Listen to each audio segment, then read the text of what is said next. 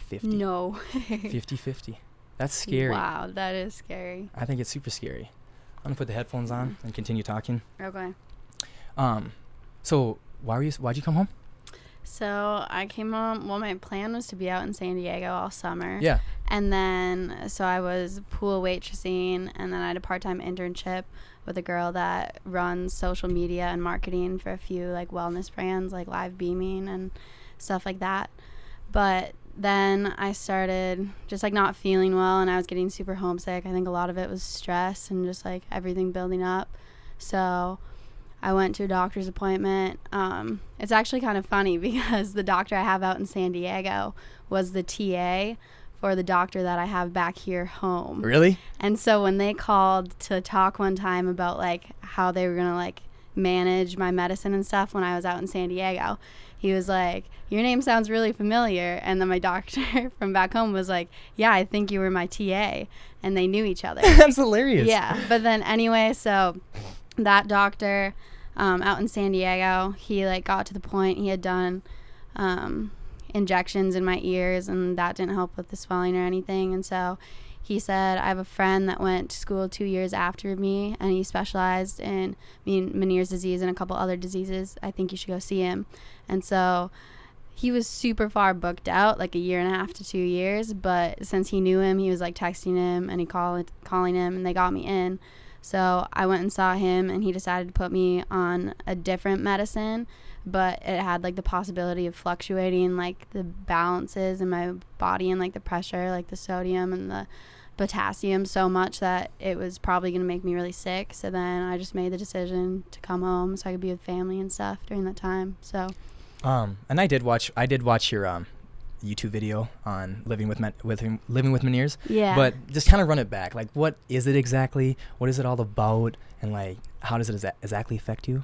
Okay, so Meniere's disease, it's an inner ear disease or disorder, and my nerve that runs to my cochlear is severed, and when water and fluid builds up, it messes with like my equilibrium super, super bad, and then you get a Meniere's attack. And so that's when I get like super dizzy. I'll start throwing up sometimes. Or more than a couple times I've like lost consciousness, stuff like that, just because your body can't handle that amount of like dizziness. And people say like, oh yeah, I've had vertigo before. No, this is really? Like vertigo, like out of like you would not even imagine. So, I heard you explain it. You said you would limp, like people have to hold you. Yeah, like people will have to carry me. I can't control my body, and sometimes it's really freaky because I can't talk or like communicate. Yeah, but you know I'm completely aware in yep. my brain what's going on, and so it's sometimes, well, it's always really freaky for the people around me too, because they don't know what's going on a lot of times and stuff like that. But so that's what kind of happens, and then. So that's kind of what Meniere's is, and it really affects my hearing, so that's kind of a bummer. But so I watch my sugar intake, my sodium intake is huge, and then I don't eat gluten. And since I haven't been eating gluten, that's actually helped me a lot. One of my doctors said, maybe you should stop eating gluten, stop eating chocolate, which I've never been a big chocolate fan, so that was pretty easy. So is it sodium because then it'll retain all the water, and then having that water is excess fluid in you? Yes, so that's exactly what it is. So they're trying to get rid of the sodium almost completely in my body. So I'm on a diuretic. That's pretty strong. It's hydrochlorothiazide, 25 milligrams. So that's one of the medicines that I just started. And so when I come home, I've actually been going and getting blood tests regularly because they want to monitor my potassium as well to make sure that doesn't get too low. So do you think, because with sodium, when athletes need to get sodium, it's because they sweat it all out. Do you think, have you been acting up more in college since maybe now that you're not in high school, running around, playing volleyball or whatnot? Does that have to do with anything? Your exercise level and how much you're sweating and... Yes. You know? So actually one of the things when I started last year, I started getting super frustrated with it, and I was just getting really mad, and I didn't I started writing down like all the questions that I had every time I would get mad or upset, or like why is it happening now? Does this affect it? Like all these questions, and I had my family like kind of chime in like, what questions do you have? And then when I went to my specialist, I had like 3 front and back notebook pieces of paper, asked me questions, and one of them was, can exercise affect me? And he was like, yes, that can be a huge key factor. He's like, it's not proven, but a lot of people that have Meniere's say it does affect them. And then he explained, because like how you just said, like you think about it, you're sweating stuff out, so then they drink more to get more sodium and stuff. And so also a big part of it is when my balance like fluctuates a lot, when my sodium and potassium balances fluctuate a lot. And so when I do work out, there was a point when I was at college and I started like going to the gym and I was like running a ton and I started working out. I got really sick. Like within those 2 weeks I was doing that, I was also super stressed. It was finals week and I ended up having to come home. So I think that exercise plays a huge part in it. So I actually try not to like do like really intense workouts where I sweat a lot. Just like a walk or something. Oh, I get that. Okay, that makes complete sense. You were talking about shoot, I lost my train of thought. Sorry, I've kind of been jumping No, around. you're doing great. You're doing great. What was I even talking about? Yes, coming home for finals, because I watched that video too. Oh yeah. So what happened again? Because later I want to talk about freshman year with the meningitis, I believe it was. Yeah, but first I want to talk about how'd you have to go home? What was happening now? Because it was finals. I know that had to stress you out. So it was finals. I gotta think back to it. It seems like a while. Well, it was a while ago, but yeah. So I just started getting super sick, and I was going to my doctor out there. He's super good, and he has ranking for patients, like ranked on what they are. I don't know what he calls it, but say like you have 1 through 5, like number 1's like the least concern, like number 5's like the top concern. So he has me ranked at the highest level just because I'm so young, and so he really wants to monitor my hearing and stuff. So whenever I have an issue, I call and I literally get in like that day or the next day. So I was going and seeing him constantly. That was when I went and I got steroid injections in my ear. So they actually popped a hole in my eardrum and then injected steroids into it. And that usually like helps people right away, and it didn't help me at all. And so I was just like talking to my parents, getting super sick. I could barely go to class. I was throwing up, nauseous, and of course then you get homesick because like you're sick away from home. And so they were like, let's see what we can do to get you home or whatever. And I talked to my doctor, and he was like, yeah, you need to go home. He's like, you can't be out here. It's not like safe for you right now. So I got a doctor's note, went home, and then didn't finish my finals.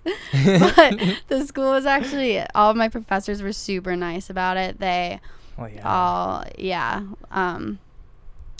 of them let me take the final online.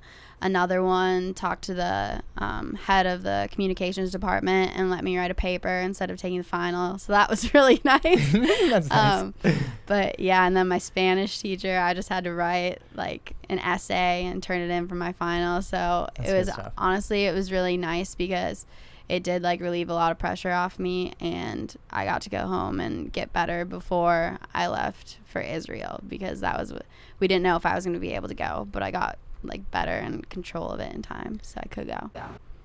Another thing I picked up in the video, I don't know if you said like 2% or such a low number, the fact that this is not common for your age, right? This is an older disease. I think the mindset and how you plan to attack it and how you circumstances are circumstances, right? You can't always pick the deck that we have, but we have to play our cards. And let's not be a product of our circumstances. Let's be a product of our decisions and how we think. So like everyone would think, I would think too, like, why me? Like, why the fuck me? Like, how do you, I know you said family and how you know go home, but how do you just get through this every single time? You're so young, you got so much going on, and you've been dealing with this for years. Just how do you, why me? But how do you persevere through that? So I think a huge part for me is my family, honestly. And like, I'd be lying if like I said there were days where I'm like, yeah, this really freaking sucks. Like, I hate this and it's not fair that it's me, and like it's putting like such a hold on like parts of my life. But honestly, like going back to my family, my dad has always been the type of person in my life that like no matter what you're going through, no matter what comes in your way, like you can get through it. And I've had so many people in my life like just tell me things like that. And I remember one time I was on the phone with my aunt, and we were talking, and I was like, this just sucks. It was right when I found out I was going to have to get a hearing aid because my hearing in my left ear has gotten so bad that, like, I can't hear certain pitches. And I remember talking to her, and I was like, this isn't fair. Like, why? Like, people just get to live their, like, daily life. And, like, I'm not saying this is, like, so horrible because it's not so horrible, but it does suck. And she just said, I don't know why this is happening to you, and I know it's really hard, but I know that something good is going to come out of it.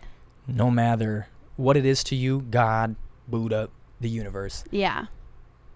They only give the person the things that they can handle. No one likes a story of, like, no one likes Donald Trump because he got it all given to him. No one likes the story of people who just give it to him. Yeah. We like the story of perseverance and the grind and someone who came from having troubles and still made it through. So another thing in your video, you said you were just diagnosed with it 2 years ago. But I remember 4th grade starting the fun run and then someone saying a girl passed out. A girl I didn't know at the time, but I heard a girl passed out. Yeah. Like, so have you been dealing with this forever? So they're not completely sure. When I was younger, when that was happening around 4th grade, they thought it was a protein thing because I, like, hated eating meat and protein and stuff. They thought that's what it was. And then when I got to 6th grade, I had a stroke-like seizure, they called it. And I went to the doctor. They did brain scans, like tons of different tests. And we went to the follow-up appointment, and I was sitting with my dad. And the doctor held up a normal, like, picture of someone's brain waves going up and down. And they said, this is a normal person's brain waves. This is yours. And mine looked way different. Really? Yeah. And so they were like, okay, you have a severe case of epilepsy. They told me you're never going to be able to walk, or not walk. You're never going to be able to swim. You're never going to be able to live on your own. And you're never going to be able to drive a car. And so I just started, like, bawling because I was a 6th grader, and I'm like, I want my license. Like, what? 4 days. And I was so upset. And then my dad, they gave me 8 or 9 pills that I was going to have to take for the rest of my life. And my dad grew up Christian Science, so it's kind of, they pray for healing. They don't usually take medicine. And my dad is, like, also very spiritual. And he was like, no, you're not taking any of this medicine. So I didn't take any of the medicine. We got 2 follow-up appointments, went to the children's hospital to see 2 neurologists I saw, and they were both like, no, it's definitely not epilepsy. And so they're like, you have vestibular migraines. So I was like, okay, then I have migraines. And then I remember my sophomore year, it was either my freshman or sophomore year, I was in a class with Miss LaFave, and I just got, like, I turned my head and I got really dizzy, and I was like, whoa, I gotta lay down. She was like, just lay down in my classroom until you feel better, and then you can go to your next class. So I laid down probably for like 30 minutes, and I felt fine, got up.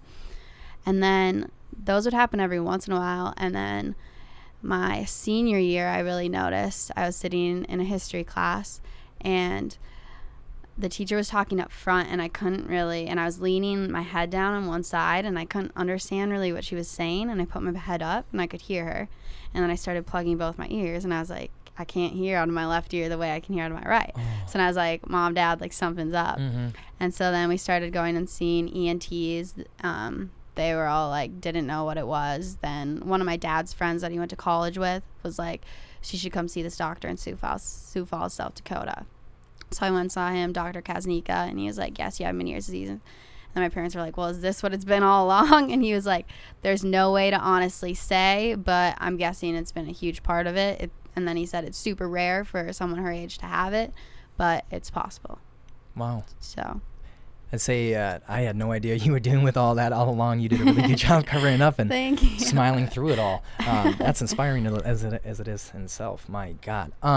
So going back to Life Isn't Fair, you said one of the big things you have to do is you have to watch your diet. You have to watch kind of what you're eating. And you kind of briefly went over it, let's go into a section, like a little more in-depth section of like exactly what you're eating and why you have to stay away from certain things, and why eating like the certain things you are eating helps you stay good. So salt, like you had to stay away from salt. That's really tough. That's super tough. And then you said, and what else is there? Salt, gluten, And gluten's in almost sugar. I should know that. I should know the gluten. Gluten's Yeah, in gluten's in everything. a lot of things. It's whatever. Like a lot of people, like it surprised me. Like one time I was eating granola and my friend Maya's like, you know that has gluten. I'm like, granola doesn't have gluten. And then I look and it does, unless you get like kind granola doesn't have gluten, but a lot of granola does. Damn. I don't know if that was just me, but I feel like most people. I didn't think that either. I thought it was just like breads and all this shit like that. Yeah. So no gluten. No gluten. Sugar, I have to watch. Because that's in everything. So yeah. you're going to have it. Yeah, you got to watch that. Okay. And then dairy, I barely have any dairy. None at all, that's really. A bunch of sugar. Me too. People don't understand the inflammation problems that dairy causes. And I eat probably like variety-wise, I probably eat less foods than you do. I have such a strict, probably just 8 foods I eat. Just very strict with that, and just eat a shit ton of them because inflammatory. All those gluten stuff, all grains, pastas are super inflammatory. And what's the word inside inflammatory is flame. You're causing a flame inside your body. And then what was I even talking about with dairy? So yeah, now it's just like I have 2 cups, 1 cup twice a week of Greek yogurt. 'Cause I really like my Greek yogurt with some granola in there, kind granola actually. And then good choice. And then only 1 6-ounce, not even a whole cup of like whole milk or 2% milk a night. Okay. That's it. And that's coming from a guy who literally had a half a gallon of milk when I was trying to get big, half a gallon of milk a day, just whatever Greek yogurt I could have, everything. I just loved dairy. Yeah. So yeah, people, that's No, I love dairy. I love pasta. I love bread. Like I love lasagna. Like my dad used to call me the lasagna queen growing up, so I would eat so much of it. But and then you said caffeine? Oh yes, caffeine. So there is certain things that are also just like a trigger. So chocolate is known to be a trigger food for this disease. Caffeine. So I really stay away from caffeine. I never have coffee. I never have tea unless it's herbal. What's another? Oh, I can't eat strawberries or carrots. Those are just trigger foods for me. I heard that one too. That was weird. That was weird. What? Spinach. Those are right there. Those 3 are 3 of my staples. They're so micronutrient dense. Why those 3? They're just trigger foods? They're just trigger foods for me. That's crazy. I've been able to figure it out and realize that like when I have them, I get sick, which is weird. That's really crazy.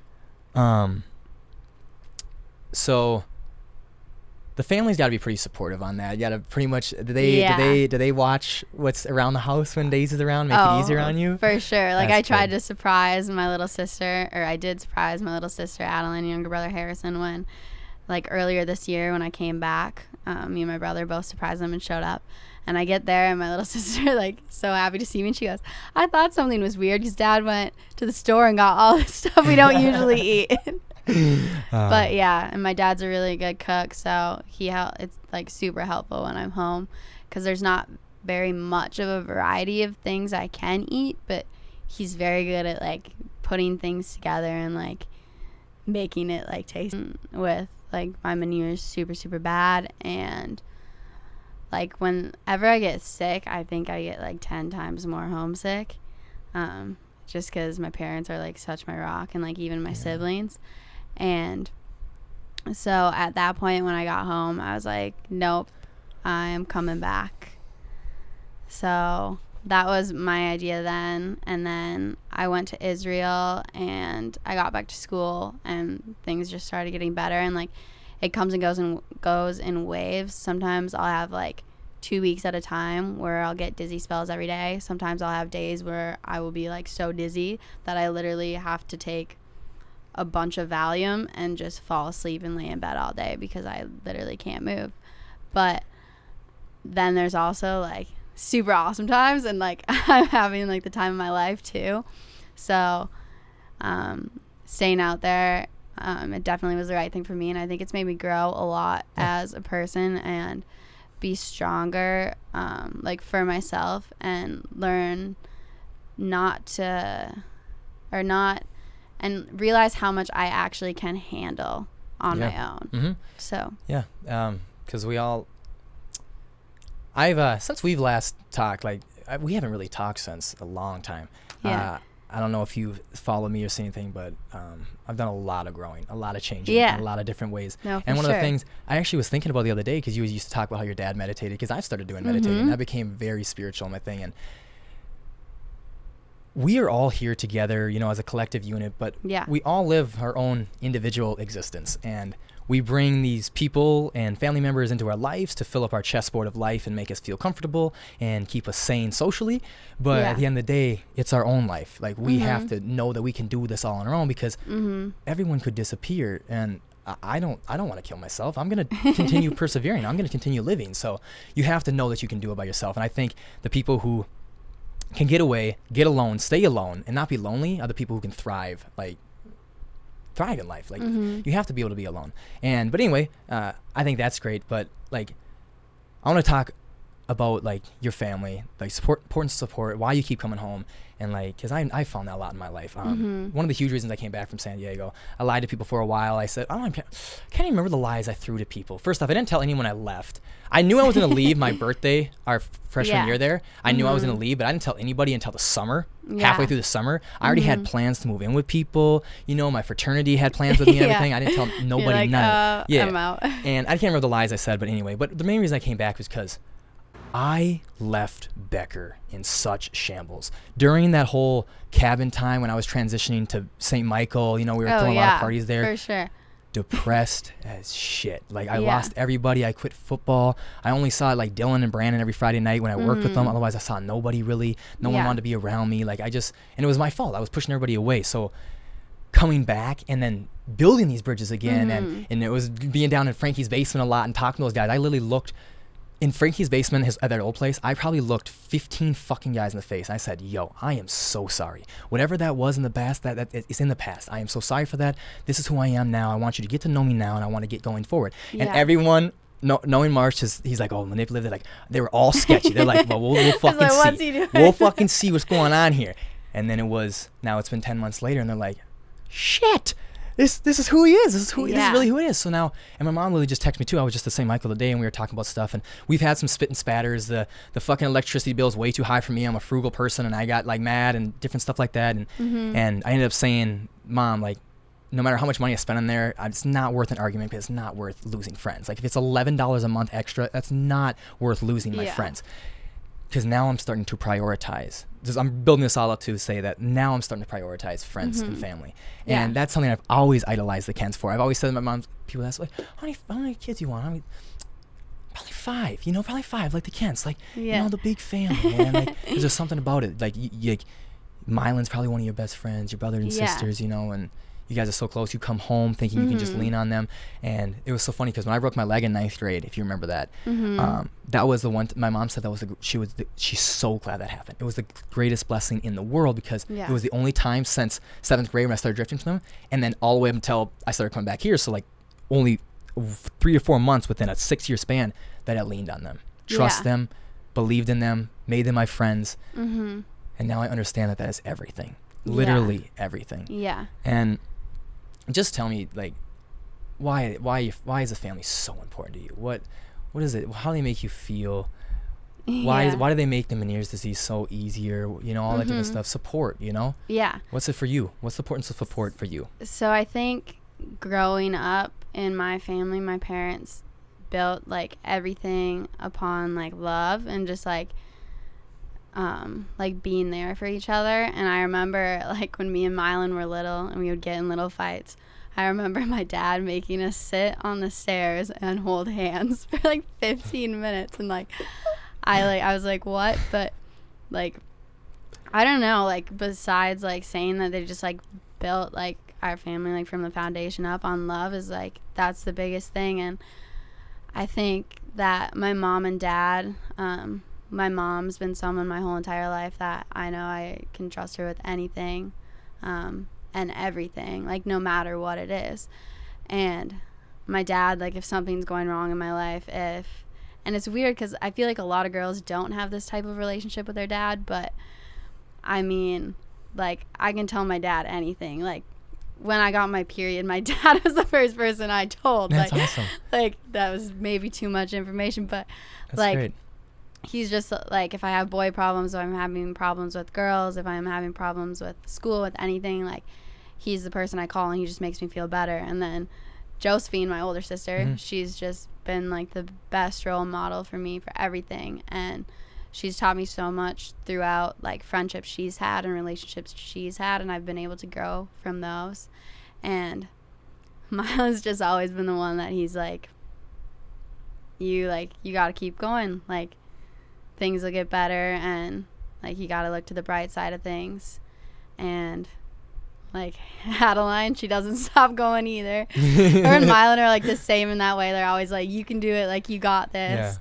They were just both, like, so motivational, and so, like, they're very, like, strong-headed, but in a good way. Mm-hmm. But then when they get really soft and, like, deep, you're like, oh my gosh, like, that means so much, you know, because you don't see that very often. Mm-hmm. And then Harrison, he's just the sweetest boy, like, ever. Or little man. He's so big now. He is so tall. I saw that picture. He's so tall. But he's so caring, and he always, like, puts everyone before them. So I don't know. They're just my huge support system that I have, and that's awesome. I'm just like, I don't know. I'm just so blessed and lucky to have them. Yeah, you are. And I think specifically Mylan, because I was thinking about your whole thing and being open and just not caring. I think Mylan had a lot to do that with you. Just doesn't matter. The people around you that you live with, your family, that's the Kents. That's all you care about. The rest, they don't know you. They don't know your life. You know, exactly. I didn't. I didn't know any of that stuff. Right? Your family does. They know. They know behind closed doors. They know your chapters. Exactly. They know all your different stories. And I think, like, going back to what you said, like, about, what did you just say about Mylan? Sorry, the fact that he openness and not caring. It doesn't matter. And that's, like, a huge thing. I remember even in high school when, like, things would come up with girls or, like, some boy would, like, say something about me and I would be, like, upset about it. I remember one time I was, like, super upset because girls were being mean, and I was in my room. I think I was a senior. Yeah, I was a senior. No, I was a junior because Mylan was home. And I was in my room, and he comes and knocks on my door, opens my room. I had been crying. He goes, "Why are you sad?" And I tell him, and he goes, "They're not going to matter to you." And I'm like, "What do you mean?" And he's like, "They're not going to matter to you." He's like, "Remember what Dad said?" And then when he said that, I thought back to a year ago.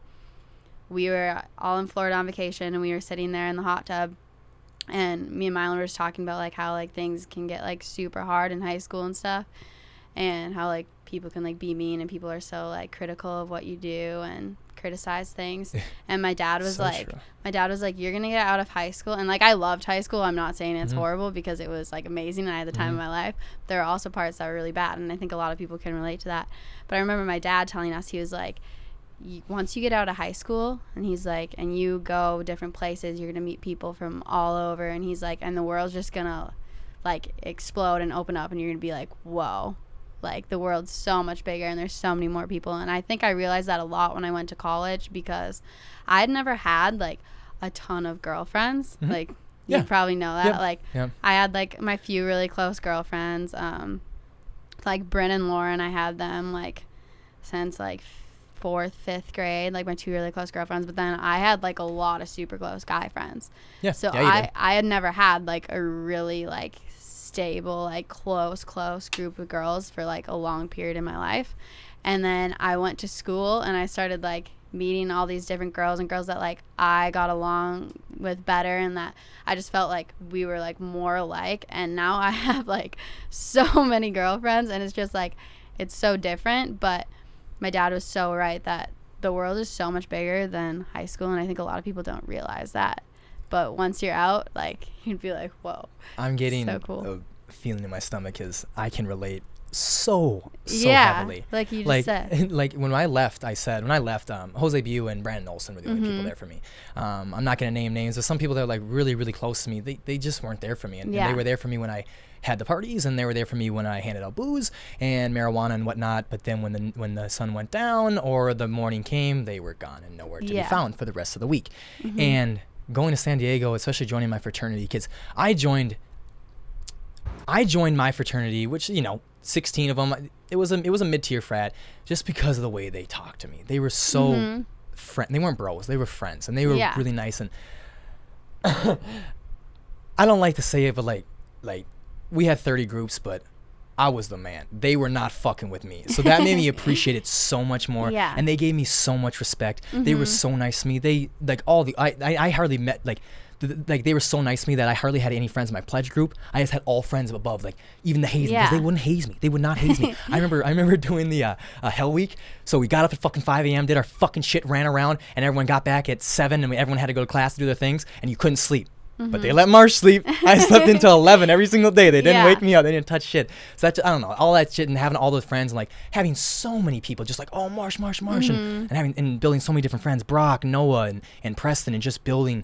such a large group and realizing the world's so big. I got to do a lot of vacations in high school, so I actually did realize there's a much bigger world out there. And every single time I left, I was like, why do I get so caught up in the drama? But then you return, and it just... I think it's like more so when you start meeting the people too. Then it helps a lot. And I feel like it made me too not also look at like, oh, like these people, like I didn't get along with these people because they were like this, but also looking at myself and being like, oh, like now I get it. Like I'm way different from them, and they're like way different from me, and how they are is completely okay, and how I am is completely okay. But I'm getting along better with these, like this group of people, because like we are the way we are, and like... And they're the way they are. They're the way they are, and that's perfectly okay. That's completely okay. Like I say, like a lot of different things, man. Like, I hang out with a lot of guys that I didn't like mess with in high school, and we still don't even like vibe that much on like our morals and whatnot. But like they're good vibes. Yeah, you know, good vibes. Yeah, they're good vibes and they're good times, and I always say like you have to stay social to stay sane, and because we're such social creatures. So yeah, it just means a lot for me too. And now that I'm able to come home and I was able to do that stuff, I'm building a large group of friends. Yeah. On August 10th, Frankie's birthday, I got invited to his birthday party. Yeah. I would never have invited to anybody's birthday ever. Granted, he's got a lot of guys going, but I would have never been anyone's thought. Like, oh no, for birthday party, like when it's a special event, nah, Marsh not invited. Yeah. You know? And I get, I'm a very self-aware 20-year-old, and I understood I had a huge ego. I was very lost, and I couldn't talk, and I always said like that's the reason I was so big. I'm 50 pounds less than I was at my peak in San Diego, because even in San Diego I was still carried because I didn't know how to talk to people. Yeah. I had such an ego, and all I did was just kept putting it in my muscles and just kept getting bigger muscles just to keep blocking my pain. I never decided to get to the root of my cause, which I've always said was putting on a facade and lying, because like the tough guy that I acted like, that's why it always hurt me. I remember distinctly in Rachel's hot tub. I don't think it was you. I think it was Mariah and Rachel. They're like, I'm kind of scared of Marshall. Like, I'm scared of him. And I'm like, what? What do you mean? I'm like, no, I would never hurt a soul. But it's because of how I was acting. And that's all it was acting. I'm like, guys, I'm a Harrison. I'm not Mylan. I'm not strong. Like, I'm weak. I'm not weak, but like, I'm the nice guy. I'm willing to be vulnerable. I'm willing to. I always say I'm willing to let myself out there be naked. I'm willing to be naked in front of the world. Like, I'll tell you anything about myself. Yeah. And when I was able to finally come home, build those friends, or go to San Diego too and have those friends, and then realize friends are there for everything, I'm able to open up, tell my truth, live my truth, and then life just started clicking and getting so much better for me. So much better for me. Yeah, and I think that's so important too, like going back on what you said, like being vulnerable and like really expressing yourself and being who you are, and like not worrying about what other people say and how they're going to judge you, because like once you start doing that, and once other people start doing that, or once you start doing it, other people will start doing it. And then it's just like, it's kind of like what you talk about, other people will talk about it. And like when people see you expressing yourself, they're going to express themselves. And it just has like a multiplier effect on everyone. I do not care what people say. And I will be the best model that I can be on this. One man can change the world. Yeah. One man can change the world. I'm thinking of that song. That's one of my favorite songs. Big Sean, baby. But no, one man can change the world and make such a difference. And you don't realize the effect you have on people, because people only tend to respond to negative things, stuff to piss them off. They want to stir up beef. But when something positive comes, it just kind of, oh, okay, they turn their head. That's not positive. Positivity is not cool. Let's just not talk about it. Let's just not give them that vibe. But yeah, you don't realize how much of a trickle effect you can possibly have on people. Yeah, and that's for sure. And I think. And what I always say about, and I'm so glad my friends were telling me that stuff, because I'm like, guys, I'm trying to do that for the world, but if I can't do it with you guys or my family, then none of this matters. Yeah. I don't give a shit about, no offense, I don't give a shit about telling anybody else on the internet if I can't make my family feel optimistic and positive and flowing through life, and my friends too, because without friends and family, there's nothing for me. Like this all can go away. 100%. Just like you need people for sure. Yeah, you do. Mm-hmm. So family again, leaving again. Let's go back to when I was at school, and I remember hearing about you from Bryn with the meningitis. Oh boy. You just can't get away, right? You just when it rains it pours for days. What was going on there? Was that like first semester, right? Was that second semester? Yeah, first semester freshman year. Yep. Yeah. What happened? So I remember me and Christy, who's my roommate, my best friend till I die. I love her to death. But anyway, we were at the library studying. We had a biology quiz in the morning, or no, we didn't know if we did, but we thought we were going to. They were pop quizzes or whatever, worth like 20% of your grade, so you had to do good on them. But anyway, I had a headache when we went to bed. I woke up at like 2. I was like, oh my gosh, my head hurts so bad. So I took 2 Advil, and then I woke up in the morning and I like could barely open my eyes, and I was like, Chrissy, I'm not going to biology. She's like, no, you have to go. Come on, like, we're gonna have a quiz. You are getting your ass out of bed and you are coming. And I was like, no. And she finally convinced me to go. So I go. She's like, I'm going to Starbucks. I was like, I can't walk there. And it's literally on the way. Like, how close Starbucks is. So I just sat outside, and she came up to me and she's like, Daisy. And I like turned my head and looked at her. I had a hat on. I was like, dude, I'm not okay. She's like, you're fine. Let's just go to class. So we go to class. We're sitting there. All of a sudden, like, I turn my head and it just starts shocking pain, like the worst pain ever. Like, in like my whole head, on the sides, down my neck, into my spine. I was like, Christy, like, I'm not okay. And she's like, okay, you have to go. And so I walked myself to Cal Poly, which is the on-campus doctor, and I go in and I'm talking to a nurse, telling her my symptoms. She's like, okay. Did some like tests on me, and she's like, so you need to go to the hospital now. Do I need to call you an ambulance, or can you Uber yourself? I was like, what? What? What's going on? I know. I was like, and she's like, we think that you could possibly have meningitis. And I was like, what is meningitis? Okay, whatever. So I'm like, well, I'm not going to the hospital by myself. Mm-hmm. So I go and lay in my dorm room bed. Christy had a final at that time, or a midterm, so she couldn't get out of it or whatever. So I was waiting for her, and then all of a sudden I was like, okay, I gotta go to the hospital. So I Ubered myself to the hospital because I was like, I'm so sick. They laid me in the bed. Then Christy showed up. They were doing IVs, did tests. They were like, yeah, you just have a really bad migraine. Gave me some over-the-counter ibuprofen to pick up. Christy's brother came and got us, went and got me the prescription. Went back up to our dorm room. I laid in bed. Christy went and got me food. Came back. Then she went out in the hallway, was going to do laundry or something. And I remember, like, I just couldn't move my body at all. So I started screaming. I was like, Christy, and you gotta come here. And she like came in. She's like, well, I'm like, dude, I can't move my body. We have to go. So Christy calls her brother. She's like, Bradley, you gotta come get us. She goes and gets one of the guys, Connor, from down the hall. He comes and gets me. He's carrying me. I literally couldn't move my body. She's on the phone with my mom. My mom's like, just call an ambulance. And she's like, no, my brother's on his way. It'll be like, he's already here. So they brought me to the hospital.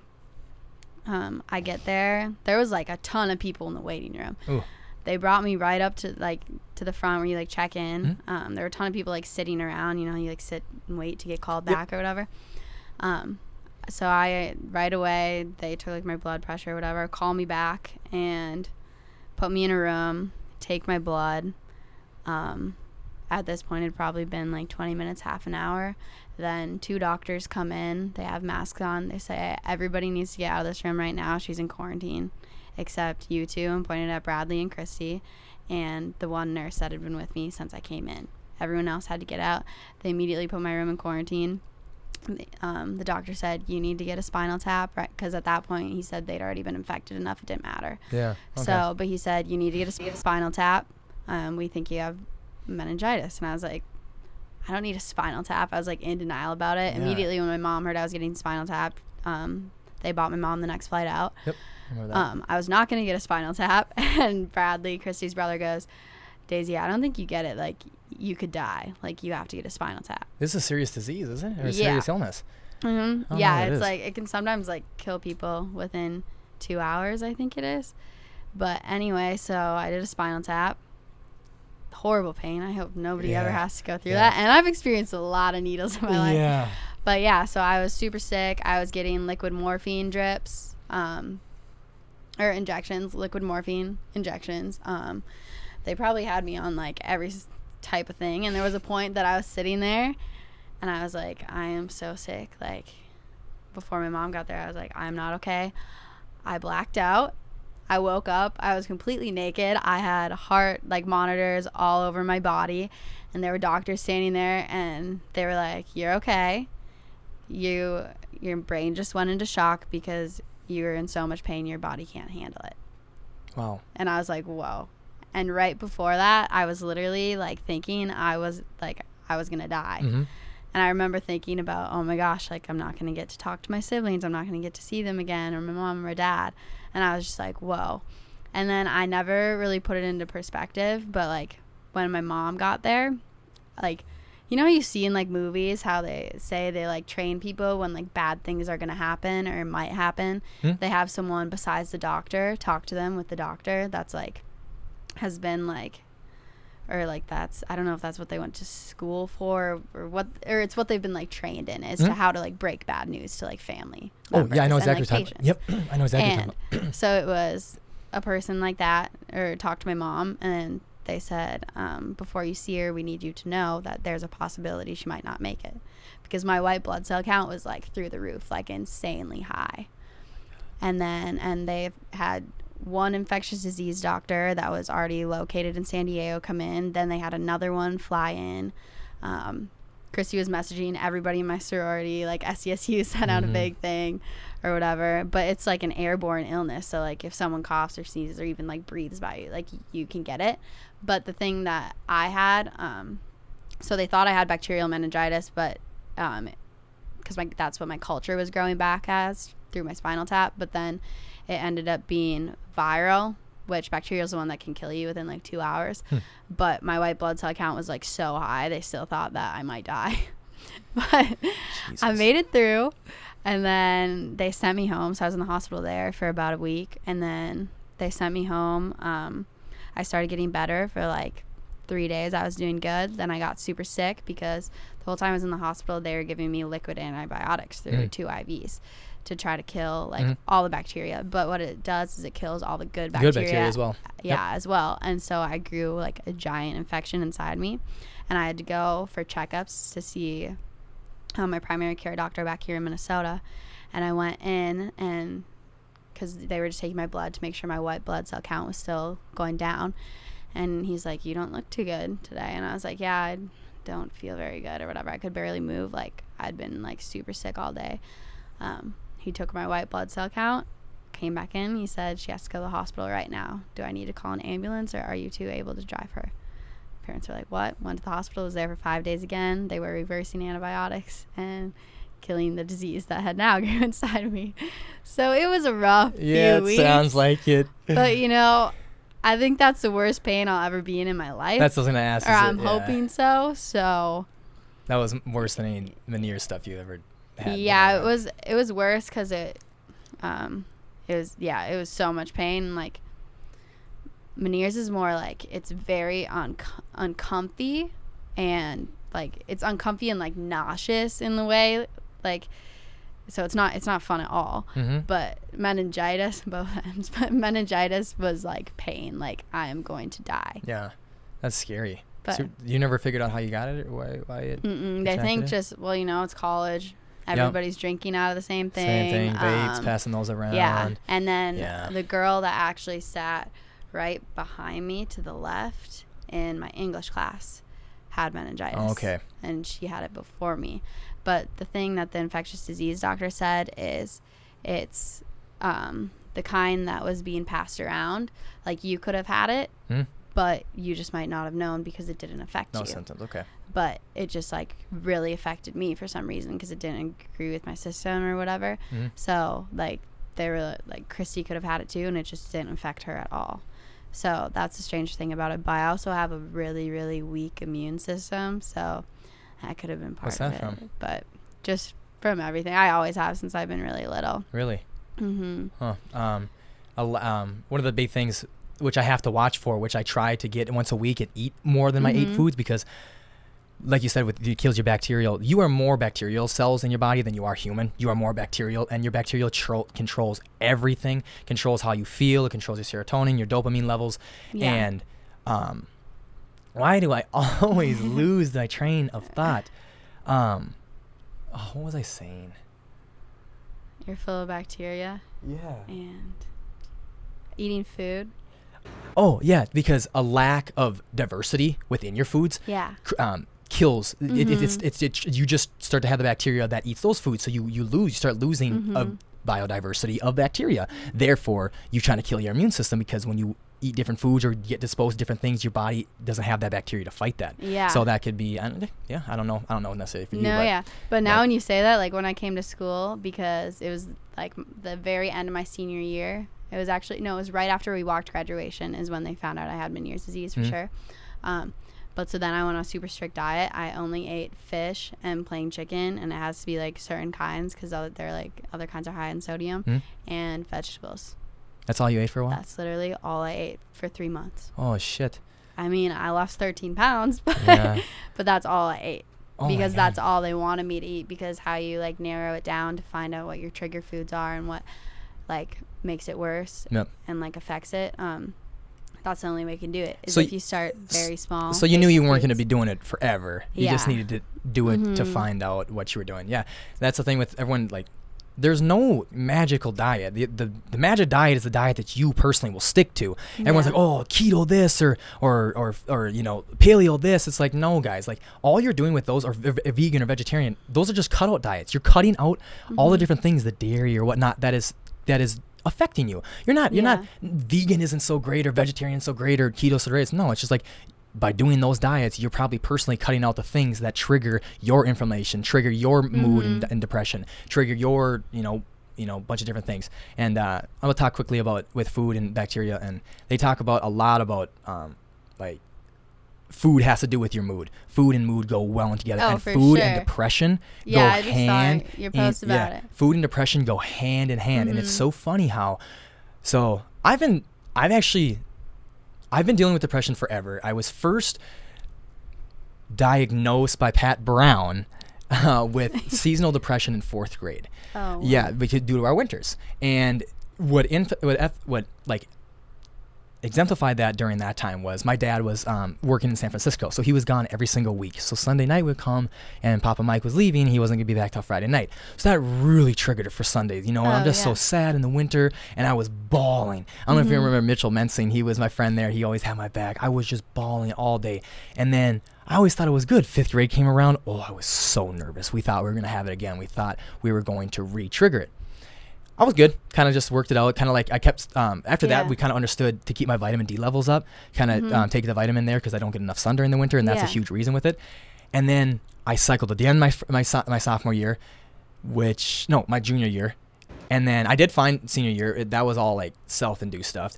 And then I cycled again in San Diego. I was in my room for about 2 weeks once during San Diego 2nd semester for a full 2 weeks. Full 2 weeks. I remember Preston knocking my door every day. I remember some girls hey Marsh, like, you good? You in there?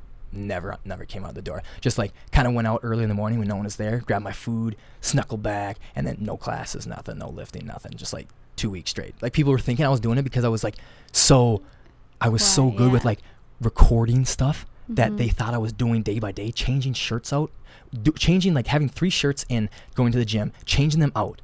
Right, so it looked like I had 3 different days of videos, and I posted them like, oh, he's where he worked out today. He got out. Nah, that was from 2 days ago that I pre-recorded and now post. Like, I was doing that type of shit because I was so fucking. I didn't want to talk to anybody about it. Just didn't want it. So I kept cycling, and then I did cycle again when I was at 843 with Reed and Brenton living there. I cycled again for another 2 months, and the whole reason I was saying that every single time that happened, it wasn't because I was eating during that time. It was because 2 to 3 weeks before that, I started, getting into it. I started getting sad here and there. It just slowly started trickling. And then all of a sudden, like 21 days in, I'm done. I'm going to wake up. I'm going to smoke weed. I'm going to eat my donuts. I'm going to go to Quick Trip.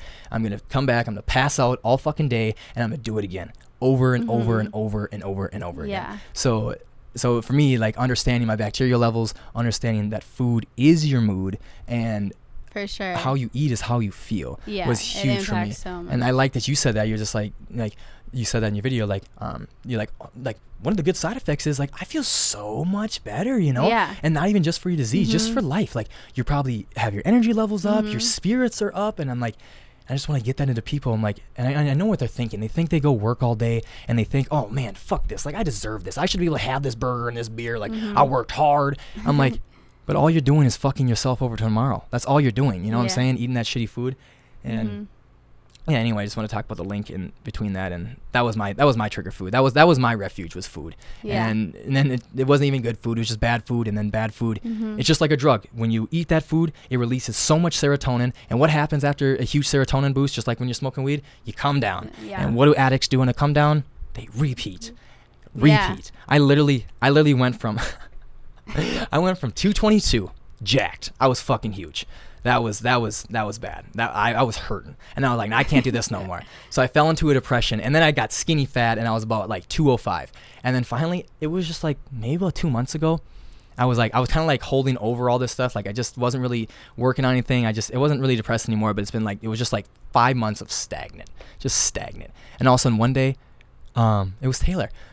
He came home from work, and I'm like smoked up, and I'm like, hey man, let's go to Arby's. I want some food.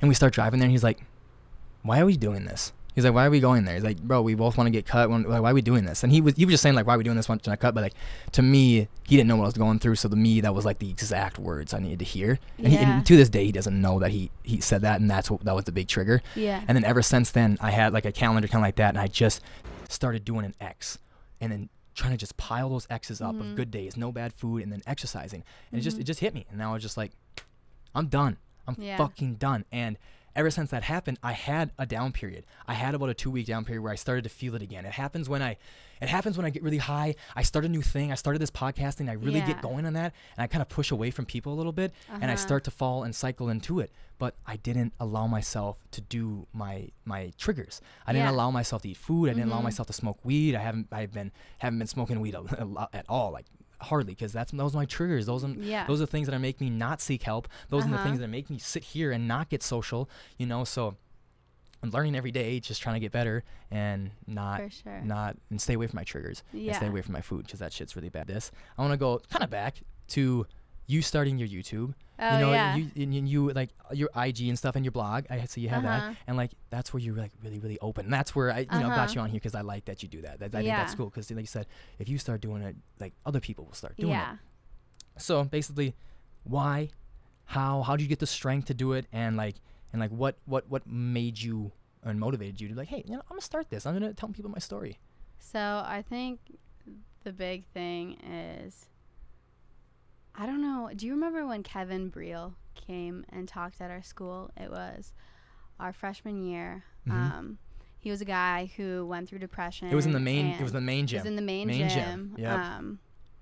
And he was the guy in high school basketball championship, was going to shoot himself. He was going to shoot himself in the head. Yeah, I remember him. And then he said this thing. He said, I remember it's kind of what I said about the multiplier effect. He said, what you talk about, other people are going to talk about, and you're going to have a multiplier effect. And he said, like, being quiet and, like, not talking about things aren't going to help you or anybody at all, like, you talking about them. And then I was in one of my classes freshman year, and I had a teacher, and you had to have had him too, probably, Michael Rapp. Yep. Yeah. Yep. And I remember sitting there, and we were getting up. That was like the class everyone was like, you don't have to go to Rapp's class, but you should, because he gives a really good lecture. Yeah, he had a good time. And I remember, like, class was up, time was up, everyone's getting up to leave, and he goes, wait, sit back down, give me 5 more seconds. And everyone, like, looked around, sat down. It's like a class of, like, probably like 400 students. And he goes, no matter what you want to do in life, no matter where you think you're going and where you might go, he's like, I want you to get up and look in the mirror and say, I'm the lion, I'm going to be the lion. And that whole lecture was about, like, he was talking about, like, relationships and how there are some relationships that are, like, toxic to you. Yeah, but he was just like, his whole thing was about, like, you got to surround yourself with people who are going to make you, like, want to be better, and be better not only for you but better for other people. And I think hearing him say that, then that summer I kind of started, like, focusing more on surrounding myself with people who made me better. And I had a few friends that just were like, you should go for it, you should do it. And so then I did it, and I realized it was just a lot of fun, and I love writing and I love talking. And so You do like writing. Yeah. You're always good at English. Yeah. Thanks. But so it was just kind of a way for me to like escape almost. And then now that one video I posted about my first one, living with Meniere's disease, I've gotten like, I think it's like over like 20,000 views. 20,000 views. Yeah, and I've had so many people DM me on Instagram, like over 200. Wow. Talking I to believe me it. like, oh, I'm dealing with this. Sometimes they'll be like older, like adults, and sometimes they've been like, I've had two or three people that have been around my age and been like, I have Meniere's disease too.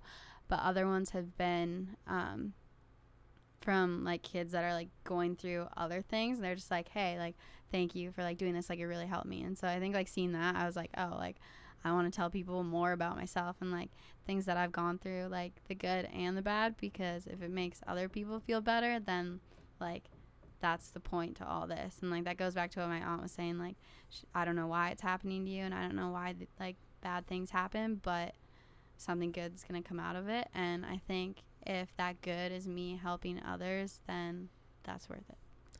So Yeah, and I absolutely believe you, because I haven't had no 20,000 views, but it's you never know when you wake up and someone will DM you, and it'll change the way you think about things and change the way you do things. And how I got started doing this, because I knew that, like I said, people like to talk about the negative stuff. Positivity is not cool for some reason. yeah. And so I knew that, and I knew I was the guy who saw someone talk, saw someone do something motivated, and I would think that, I'm like, oh, positivity's not cool, I'm not gonna say nothing. But I'd be home all day like, I love how he's doing that stuff. Yeah. I love how he's talking this and that.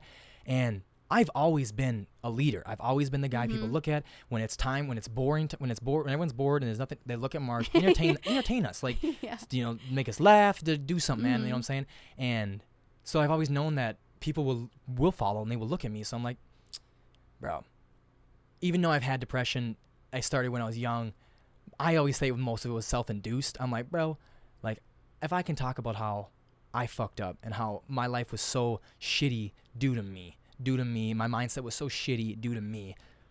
My God, if I'm the leader and I'm taking responsibility for all of my actions, I wonder what type of trickle effect that can have. And then no, literally, conversation's huge. I think conversation is the best thing. We're so social. I've always felt like you ever had just a shitty day and you just go get your hair cut, and all of a sudden you just have the greatest conversation with somebody random. Yeah. It changes your entire day. So I always knew that conversation and language and just communicating was so huge, getting your truth out there and telling people different things. And you never know what can come from it and who it can benefit. For sure. And you never know who needs to hear your story at a certain time. Exactly. You know, you never know who's going through things. Not everyone's going to go through depression. Not everyone's going to have Meniere's disease, obviously. But if someone can see, you know, what you're doing, your dean's list, you're so successful, you got all these different things, but you still have struggles? Wait. Daisy Ken still has struggles? Dude, that can change people's lives. Like they'd be like, fuck, like why do I keep complaining about what I got? You know what I'm saying? Like I got it good. And hopefully just add another perspective in their head and change the way they see things. So for sure, I got all like the specific Daisy questions, but now I have a note card that I asked everybody, just a bunch of different questions. This is where like kind of where the interview is, I guess. But like, sounds good. So you had those things, right? Yeah. But besides that, and for me, I had depression, but for me, one thing I'm asked you, what have you and what do you struggle with? And then, for example, I had depression, but I struggle with I'm working on it, but I struggle with being open. I struggle with telling my truth. I struggle with just being like, hey, this is me. I'm not the strong guy. I'm not the good football player. I don't want to bang my head around, you know, like different stuff like that. I'm not the ladies' man. That's not who I am. Yeah.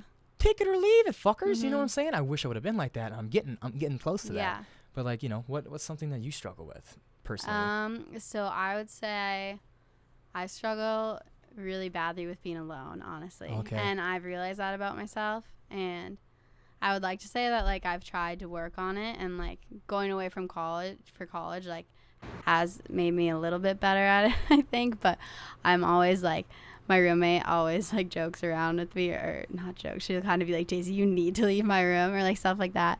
And that's just something like I don't do well when I'm alone. Like that's when I get sad. That's when I start thinking about things and overthinking things. So like I struggle when what do I struggle with, right? when I'm alone. I struggle being alone. I struggle with stress. I have a really hard time when I get really stressed out. I'm just going to get more stressed out from there. I can't figure out a way, or it's hard for me to figure out ways to be like, okay, I need to do this thing, and then this, and then this, and then this. I'm just like, whoa, I have all these things. I can't do any of them. I don't know what to do. So I've been working on that a lot this year, because like not going back to my Meniere's disease, but it affects that a lot too. I also struggle a lot with, I wouldn't say standing up for myself, but in the way, like if you were like, oh, like, okay, something simple, like let's go eat here, and I would not want to eat there at all. I'd be like, yeah, let's do it, because like, I'm nice. Yeah, because that's just like, I don't know. And so I think that's kind of something I struggle is like putting on like, oh yeah, I'm like down to do whatever and I'll do that. I don't know. That's kind of like not something I think people would really think about, but I get what you're saying. Something I do struggle with. I agree with you. I struggle with that too. I didn't think about that. The alone thing. Yeah. That's something because I always tell people that's where a lot of my depression has come from, because if you don't know me, I'm starting to show I'm an extrovert. Oh my God, I'm an extrovert living an introverted life. Yeah. And I'm struggling with that. And here's, we're gonna get deep here. Yeah. So I recently I said I wasn't smoking, but I have been stopped smoking, but I haven't smoked at all in 6 days. I'm doing this challenge and I'm like, fuck it, I'm done, dude. I was finding myself finding too much refuge in drugs and food again. I'm like, no, not gonna happen. And a huge thing with stopping is I'm relearning how to be with myself again and be alone again, because I'm like, dude, for the last 3 years I've been alone, but I've never been alone, because whenever I was alone, Mary was there. Yeah. Mary was right there, just with me, and we were cuddling up, or donuts or whatever. I was never alone. So now I'm learning to live with myself again. Yeah. It's scary. It's really scary. If you didn't see my post I was talking about 3 days ago, I said I really regret giving vices the power to calm me down, because now I don't have them. I'm stressing. I snapped at Taylor about something stupid because I was stressing and I was so alone. And this is just the last 6 days, and I've really been struggling. I struggled with it on Friday. I struggled with it on Saturday, and then I got invited out, which was great. I got invited out and I had some friends and I went out to Mason's and it was just great. I had a great time. Yeah. But yeah, I was really struggling with that. And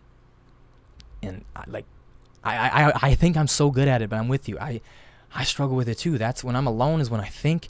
When I'm alone is when I can't shut off. When I'm alone is when it all piles up. You know, I just 1,000 different things. I'm just like, oh, what's going on? And I think that's been a lot of where my problems have came from, the depression, and not reaching out is just continuing to keep being alone. But I don't know. I don't know what I need to keep doing, but yeah, I'm struggling with it. So when you are alone or you are struggling with the things you're doing, I don't think happiness is a goal you reach. I think happiness is created. I think happiness is thought.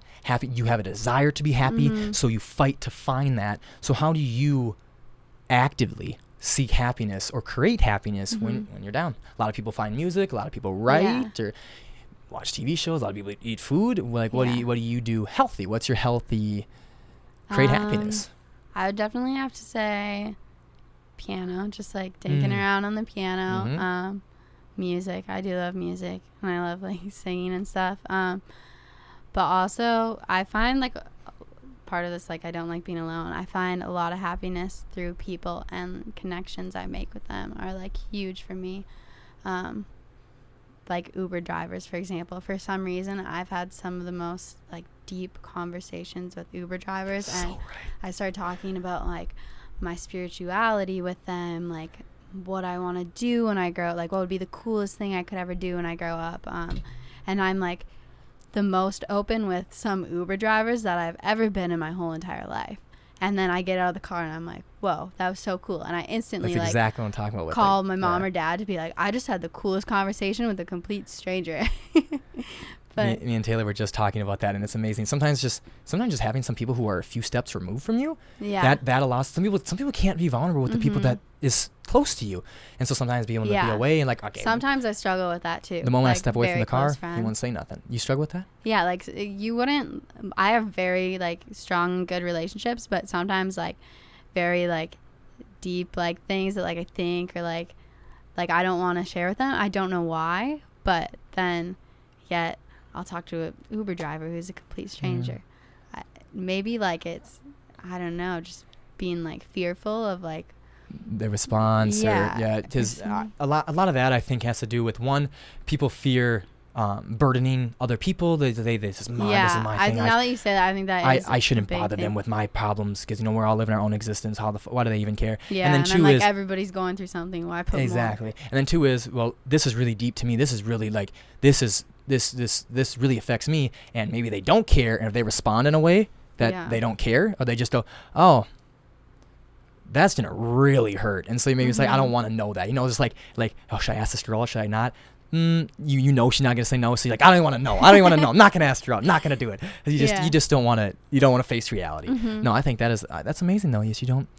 Even Daisy struggles with opening to her friends. Man, that's amazing. It is true though, and that's why therapists help a lot of people. Just having a few steps removed, there's just something about it, and that's their job specifically. But like having a few steps removed can help you out. But for sure, that's good. So you said, Mylan said, "Why do you care? They're not gonna matter anyway." But how do you handle? Because you're still out there and on the public with YouTube and stuff. Yeah. How do you handle hate? How do you handle negativity? How do you handle people saying bad things about you? Well, I feel like a lot of me now, I have a completely different outlook than I did a couple of years ago. It's more so like, if you're going to be negative or judge me or not support me, like, I don't really want you, like, to be, like, I don't need you to be here for me. If you're not going to be a person that supports me and wants me to be better and wants me to be happy, like, I don't know. I guess I don't really think about that as much anymore. But, like, every time, like, I do post something, like, even if it's on Instagram, like, sometimes I catch myself having that, like, little glitch in my head being like, wait, do you really want to post this? Like, and I'm like, what am I thinking? Yeah. And it was so funny because, like, yesterday I was telling Adeline, I was like, Adeline, you should start YouTubing. Like, if you actually started YouTubing now and did it, like, consistently, I was like, you're hilarious. Like, so many people would follow that. I'm like, and by the time you're my age, who knows? Like, who you knows? have a YouTube, like, a really big YouTube channel. And she's like, I would get made fun of so much. And Adeline is never like that. Like, she's like, I don't care what people think at all. But she goes, I would get made fun of so much. And I was like, well, you think, like, I think... Or she's like, why haven't you posted one lately? And I'm like, well, I'll get made fun of too. And she's like, you're not in high school anymore. Who will make fun of you? She said that, and I was like, wait. I was like, you're right. Like, I feel like it's such... I don't know if it's a high school thing or if it's like as you grow up and get more. I think it's both. Like, it may be like, I think it's like a maturity thing. I was gonna say, it's insecurities and maturity, and that's what high school is all about, immaturity and insecurities. But as you, like, grow up, you start to realize, I'm having fun doing this, and I'm having the time of my life. So if they're going to be negative and judge me for things, whatever. Yep. And I agree with you. And the main thing that used to, like, kill me and used to really be my anxiety that night in the mornings was because I lied so much. And I always thought, oh, am I going to tell the truth in the morning? Am I going to say, not tell the truth? Am I going to say the same lie and the correct lie and not catch myself in a lie in the morning? that really built my anxiety.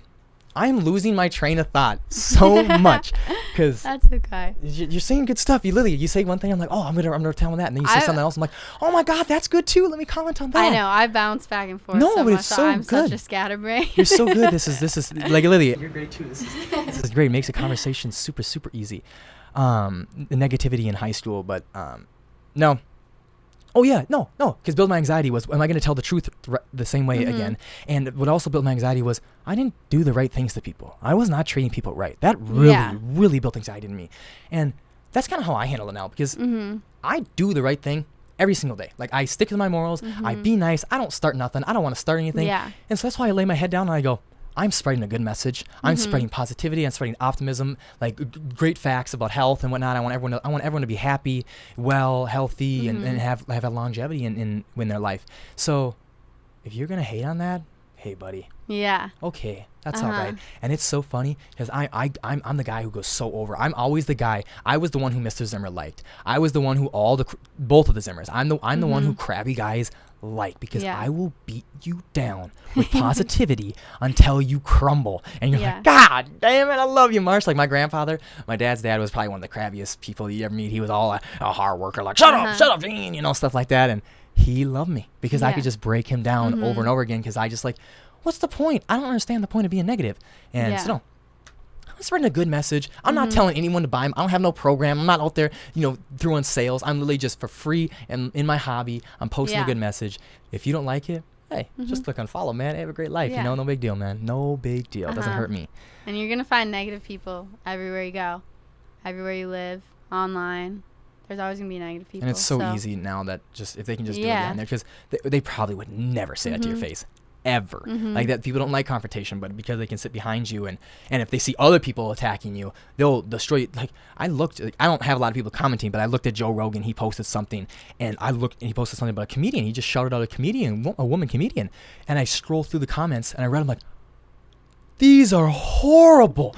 People were just fucking demolishing her. I'm like, Jesus, guys. And I don't have all the time in the day or the energy to be like, guys, let's stop, and text everybody like, don't talk like this. This is rude. This is rude. But I was just appalled by the way. And Joe Rogan adopt this thing. He just like post and drop. You post it, drop, leave away. But yeah, my mom always says to you, you're gonna find people in work, and then you're gonna find people who are 50 years old and still negative. Life owes them something, and people want to choose to be negative. And just find the people who you like. Find the people who are positive and bring light to your story in your life, and continue rocking with them, man. Continue doing their thing. And I promise, like, who's ever listening to this, but no matter what, like, if you get 10, like, say you post something or you do something and you get like 10 negative comments from it, or like 10 like negative people, like, I promise you, when you get that one message from somebody and they're like, wow, this really spoke to me, or this really helped me, this changed my life, this made me smile, like, that's gonna outshine any of those negative things. Everyone.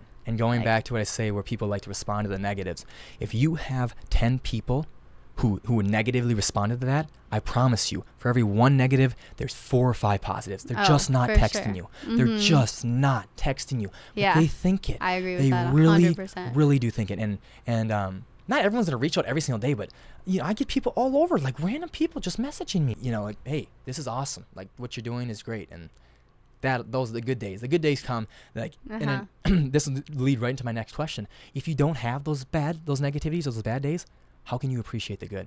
How can you appreciate the good? And so with all those Meniere's disease, with meningitis, the seizures, the passing out, like, how specifically has that made you appreciate life more? Because I see it in you. You know, how does it appreciate you, make you smile more? Just be like, Jesus, like, what is it? What life is short, or I think it's not so much that life is short for me. I think it's more so relates me back to people again, and that, like, there's other people going through worse things that I've gone through, and there's some people that are going through, like, their parents getting divorces and all this stuff. And so if I can be, like, optimistic in a way, does that make sense?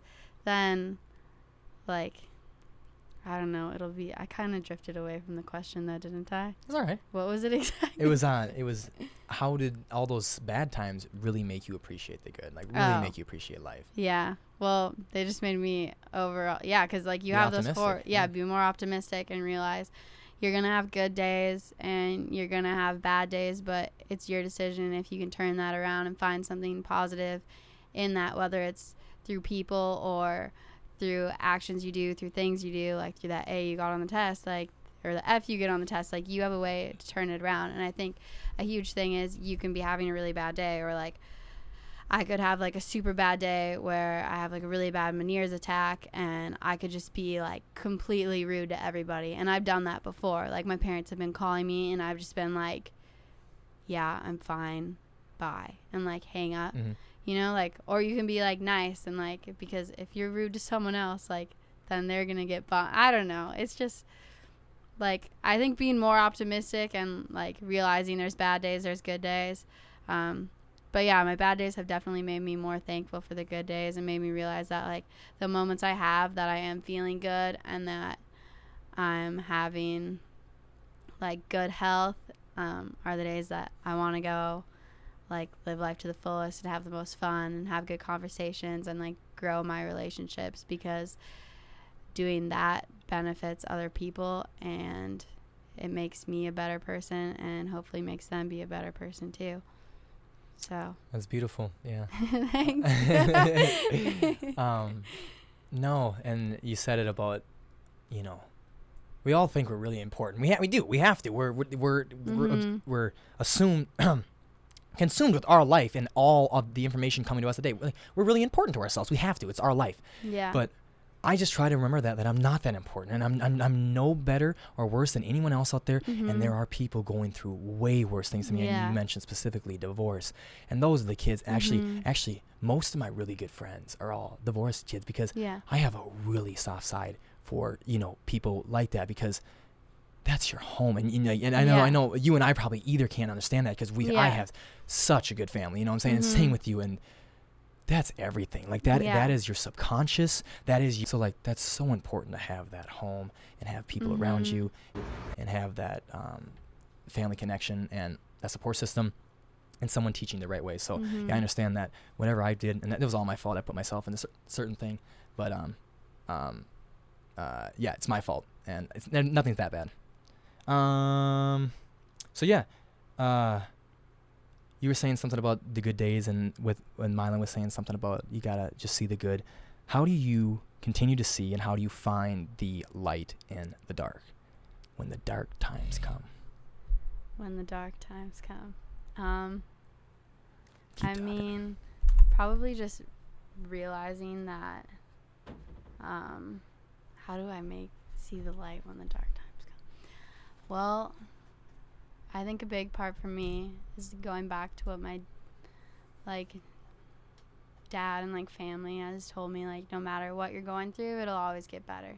And you have to hold on to that no matter how bad it gets, no matter how dark it gets, because if you don't hang on to that or something, it's just going to get darker, I believe. And all it takes is one moment, one thing that completely flip that light switch on, and it'll be a good day again, or you'll find the light in the darkness. But also I think there's times when I've been in the dark, and I've been really upset about things, or I've been going through something really hard, whether it was with my menieres or a breakup or a friendship ending, and I was just and those can be really hard for people, and I remember just thinking it'll get better, and then one day something happens, whether it's making a connection with someone random, or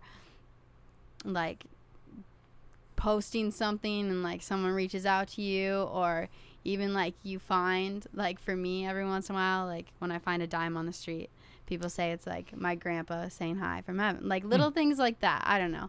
So I don't know. That was kind of a tricky question for me. How do I find the light in the darkness? But I guess it's just you just got to hang on and keep going. I think that's exactly right, though. You said it has to get better. It has to. Yeah, it has to. And if you lose sight of that, that's when I feel like it's over. You know, so never lose sight of that, because it does have to get better. That's the whole point of hope and faith. Yeah. You have to have that. Yeah, you gotta have hope and faith. And that's a huge part of human existence. You just gotta.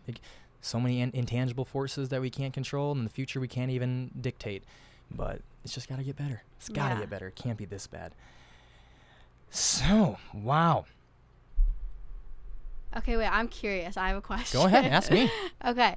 Are you, because I remember when we were younger, I don't care at all, but I remember you saying you were atheist. Mm-hmm. Are you still atheist? No. See, is atheist necessarily believing in the devil, or is that just not believing in God? I don't know the definition of an atheist. I feel not believing in God. That's what an atheist is? But I feel for me, I feel an atheist is someone who's just, I don't know the exact definition, but for me, it's someone who doesn't believe in anything, doesn't have it. Yeah, see that's not, but then I was though in high school. And like I said recently, I've understood there's no way, because there are too many coincidences. There are too many things that are there's somebody, there's not somebody, there's not somebody, in my opinion, there's not somebody, but there's something pulling strings going on around here that there's a bigger game. There's a bigger game than I can see. And so I became very, very spiritual, and I like to meditate and do different things like that. Yeah, I always believe, and this is what I was just playing, I believe we all together are the God. We all, my influences, my giving to somebody else, gives to somebody else, gives to somebody else, gives to somebody else. It's just all a trickle effect that you can never, ever, ever imagine, and you could never play it out because it just plays out in a huge trickle effect. We have so much more control than we think. Yes, and then the big grand scheme of things is just to play cards out. Cause no, I was just seeing so many coincidences that were not coincidences. Yeah. And how on Saturday I was feeling so alone, so goddamn alone. And me and Kale, we don't I don't go out that much. And all of a sudden, Saturday, Kale calls me and says, "Hey man, I don't know if you want to come out, but we're all hanging out with Masons. You should come out and get social tonight." What? That literally, if I would have been praying and been like, "God, please send me a sign. Don't make me lonely." If I would have done that, that would have been sent, right? So I literally was just like, I can't do this no more. I was just breaking down. I was just like, dude, like I'm so alone. I feel like I'm doing so good and all this different stuff, but I feel so alone. And then something happened. And then my answers, my sadness has always got answered. Oh, and then another one earlier was a few weeks ago was Reed. I was just feeling down and I just wasn't like looking for anything. And then Reed texts me. He's like, "Yo, what you up to, man?" And I'm just like, "Yo, bro, I'm feeling kind of lonely. I really need a friend to talk to right now, man. I just need somebody." He's like, "Same, bro. That's why I messaged you." And he's like, "It looks like we need each other right now." And they met at the cabin. We had a great sober talk and got to connect with each other. So no. Reed's a great person to talk to. I miss you, Reed. He will be listening to this, so yeah, I miss you too, Reed. You're great. So no, there has to be something bigger than all of us. But yes, I believe you have so much control, and I believe that's on what you give. Give unconditionally. To never ever think about getting something back, and it will come back to you. Yeah, it's just the magic of the world. I agree. So giving unconditionally and loving unconditionally. And loving unconditionally, because I'm going to do good. Marshal's going to find a way to make himself happy. Marshal's going to find a way to make himself feel successful.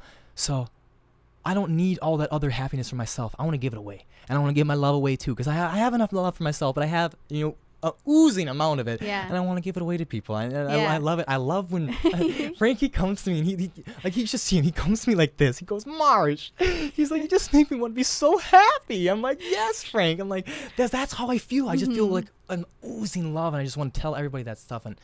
And realizing that there is a huge universe that's all connected some way, somehow. Really gave me hope and allowed me to find light in the dark, that hey, it's gonna work out somehow. Somebody has to know that what's going on, and that also made it the way that, like, to know that there's someone keeping check. Because sometimes people want to spite people because they don't think someone's keeping check. They think, dude, I'm doing all these things, but I just don't post about them, or I just don't tell everybody that I give away to the homeless, or I go here. I don't make it public, but I'm not getting seen like everybody else. I believe there's somebody keeping check. And dude, if you think likes, money, or any of that stuff is the reward, it's not. It's your quality of life, your length of life, or wherever it is. It's something in there, man. You will get rewarded back.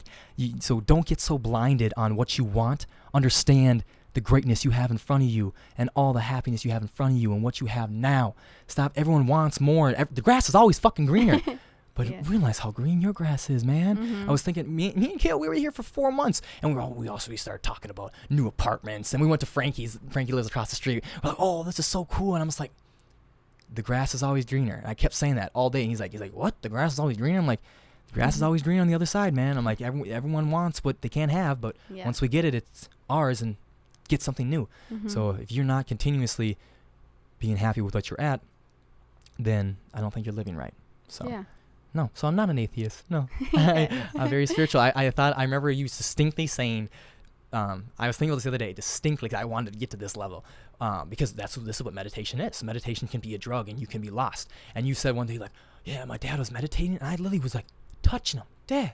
And he was just going. And like back then I was like, "Oh, I'm like that's not even real. That's so hippie. That's so hippie." And now I'm really into it. I understand people are thinking the same thing. Marsh, you're hippie. I'm like, no, I'm not. Happens. You grew up with it, so you understand. Like it's not hippie. I think personally, I think that's just how the universe works, and it's not hippie at all. It's amazing. He was meditating for a while. He was meditating every morning for a while. Yeah, meditation's huge in spirituality. Yeah, but that's just my way. So no atheist. Okay, cool. Oh, well, I got one more question before we wrap this up, but I want to thank you so much for coming on here. Yeah, thank you for having me. Because we always have really good comments. Yeah, we do. And time is our greatest commodity, and we're all possessed with it, and some people shit it away. And time, these hours that you spend here, you will never get back. So I appreciate you so much for sharing your time with me. Thank you. And sharing your wisdom with me and inspiration with me and your story with me and everyone else, because I believe there's going to be so many people getting something out of this. Like, you've handled a lot. And Thank you. I bet you people are going to be like, wow, I had no idea about that. You know, and I think all that does is make you look stronger and make you better. It does. Thank you. So thank you so much for being brave, being open, and coming out here and talking. This was great. This is phenomenal. I was nervous. I'm like, I haven't seen her in a while. I wonder if she's gonna talk. You were a phenomenal talker. You were great. Thank you, Again, Thursday, September 12th. I'm flying out to San Diego. I'll be there till the 16th. I'm gonna bring these mics. I'm gonna bring my labs. We're gonna have some fun. I'm gonna sit down and talk with a few more people. I hope we sit down maybe at a coffee shop or something. Yeah. And just chat it up. Maybe hang out too. Go to the beach or something. For sure, definitely. Get the friends together. It'll be really cool. Yeah, really. Taylor's gonna be down with me. So, oh, okay. Yeah, so we're gonna be having a good time. Yeah. So before you go, this is the one question that I will never miss, and I ask everybody. If there was one thing, tip, or advice you wish everyone listening to this knew, what would you want it to be? Oh my. Yeah, take your I time. have so many ideas. It'd probably be like, just be who you are, no matter what other people say or think, because when you're truly who you are and 100% who you are, you're going to get so much more, like, better feedback from people and, like, more positive things than hiding behind, like, or putting out, like, a persona and, like, being somebody that you're not, and just always giving whatever you have 100% and just expressing, like, love to people, because if you express love to people, like, I fully believe, like, love's returned in love. So I don't know, I'm a big person about the love. Spreading the love. Your truth is where your freedom lies, is what I like to say. Yeah. Your truth is liberating, and it makes you free. And yeah, tell people how much you care for them. Tell people how much you love them. We got emotional here. This is all emotions, but no one shed a tear. Nobody choked up. You don't have to cry. A lot of people want to stay away from that because they think, oh, emotions all have to be tears. No. Yeah. And you do not know. I'm a true crime guy. So, like, I love true crime stories. And, like, and every single time they always say, like, that's always what the moms and dads say, like, this is what I said to the last thing I said to my, kid. I didn't tell him I love him. Like, you never know your last time. And I'm still working on that today. Still working on that today. I try to tell my grandparents every time I see them, I love them, because I know specifically their time is numbered. But yeah, love, give unconditionally, and I see that you do that, and I hope it gives you everything that you want in life.